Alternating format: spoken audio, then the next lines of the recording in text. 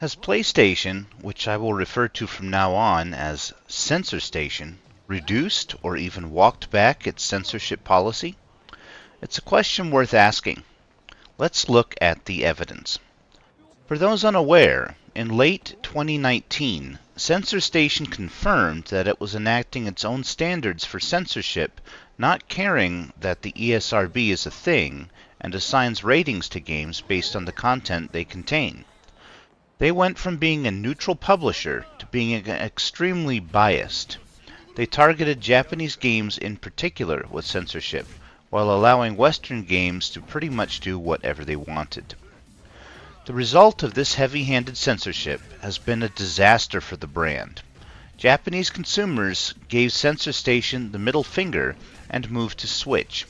Foreign gamers who used to like Censor Station for unique Japanese games also jumped ship. The new, modern, progressive audience has not been enough to keep the brand afloat.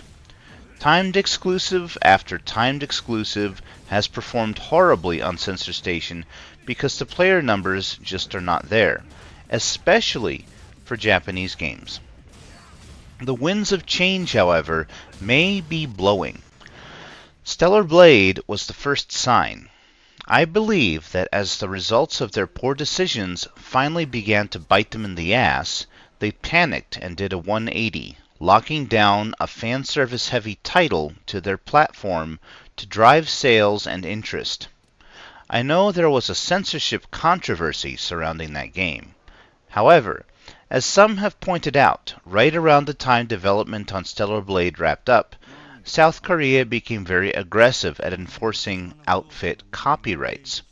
Since Shift Up had copied several real-life outfits, I believe that they had to rush out a patch to avoid a potential lawsuit.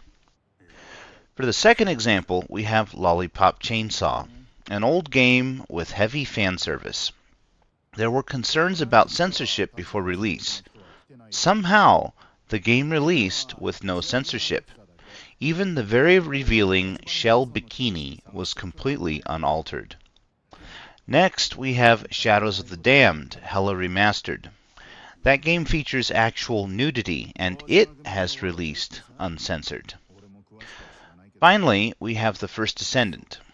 I believe live service titles are less likely to be censored, but that game has a lot of fan service and no censorship.